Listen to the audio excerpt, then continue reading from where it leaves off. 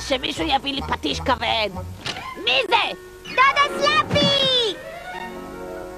מה אני יכולה לעשות? הוא האחיין שלי. שלום, סקיפי. היי, מה קרה לטלוויזיה שלך? היה לה יום רע.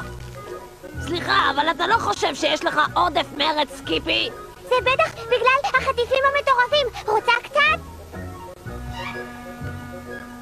כמה שהדבר הזה בריאותי וטבעי.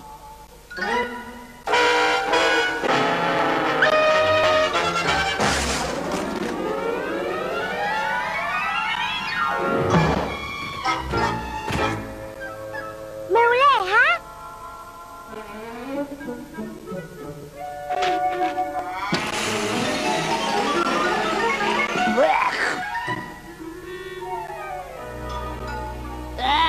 זה לא מפליא אותי שאתה אוהב את התוכנית המטורפת הזאת. המוח שלך לאט לאט נרקב.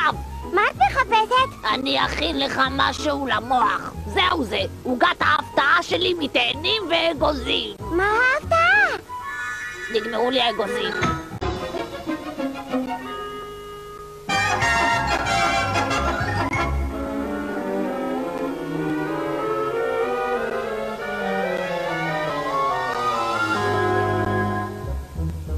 אני לא יודע, דודה סלאפי. אולי כדאי שפשוט נלך לחנות ונקנה שק של אגוזים.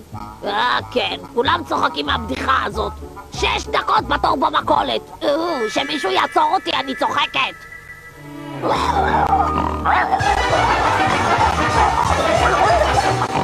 אבל כלב אכזרי!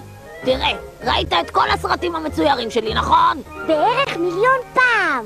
נאבקתי עם אב הזאב, דינה דיונון ותיאו חסר המוח. כן, הכלב הוא שום דבר! כן, אבל הם מצוירים, והוא החיים האמיתיים. אל תגלה לו, אבל גם הוא מצויר. תראה, סקיפי, בדקתי וניסיתי כל דרך אפשרית. רגע אחד, אתה קופא כמו מישהו שפוחד מאוד, וזה אומר הכלב היה מאחוריי. את יודעת, זה היה ממש כמו בסרט סלאפיזאורוס. זה היה סלאפי במערות, 1932, במאי פיז פינר. אבל בלון יש שחצנים, נלך להביא אגוזים.